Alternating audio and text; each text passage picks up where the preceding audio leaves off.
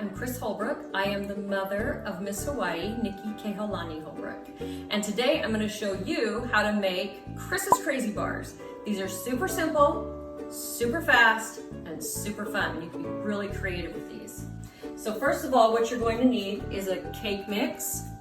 I prefer a yellow cake mix or a deep dark chocolate like Devil's Food if you like chocolate. But I'm going to go with the yellow cake mix today. 1 cube of butter and 2 eggs. That's it. Now, if you want to have the cake mix turn into a dough, then if you want it to have it taste more like a cookie, then you're going to add a 1/2 cup of brown sugar.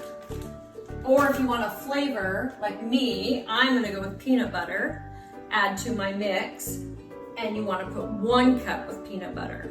Okay, so let's get started. This is going to be fun. I'm going to set the oven to bake like that, 350, and I'll let that start heating up for us.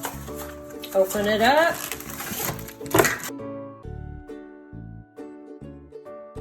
Take your cube of butter, you're going to melt it down. I already partially melted it, so we will finish melting it. I'm going to throw it in the microwave. No more than 30 seconds, else you'll have it boiling. Then we're going to take the butter, and we're just going to pour it in.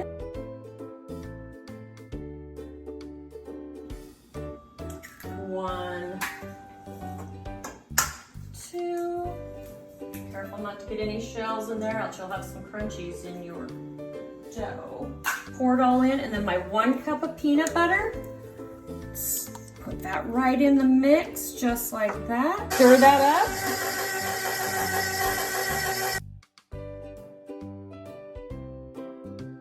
This is the fun part. Let's come over to my next station of all my goodies, and we can decide what we're going to put on this and mix in it to make a peanut butter bar. Okay, so I just got a bunch of things out to choose from. I got toffee bits, coconut, marshmallows, semi-sweet chocolate chips, milk chocolate, butterscotch, white chocolate, candy bars, which I love to put in it. I love to cut up candy bars and put in it.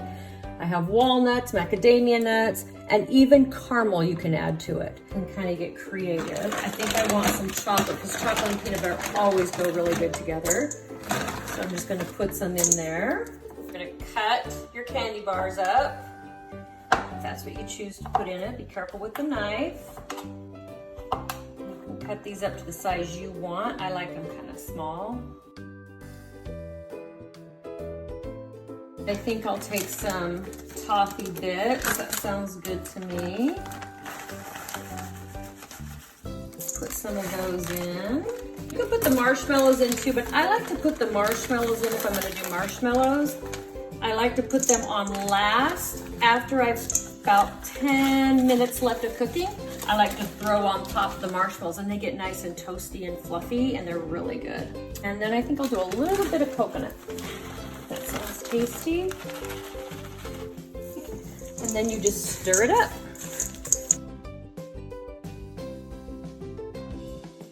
I think I'll add a little bit more.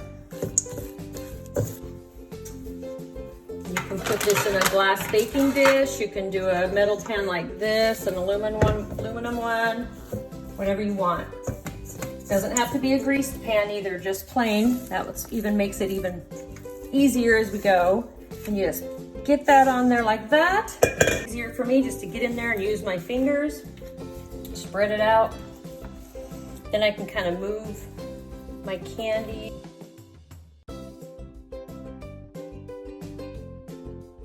And here comes a little bit of caramel. I think I'm gonna just put it on half. I'm gonna drizzle it. I use a spoon. I do it kind of far away so it doesn't get all thick.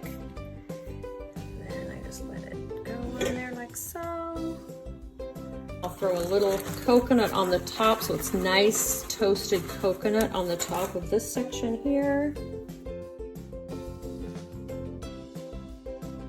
Be like that. Perfect. It's ready to go in the oven.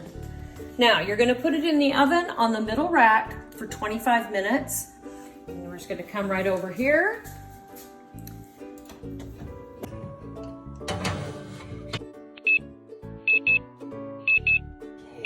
ready. That looks good. Okay.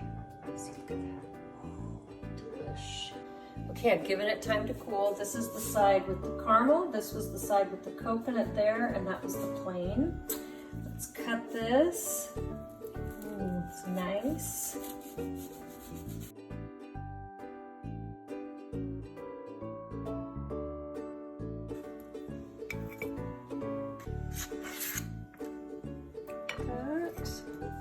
The real testament right here.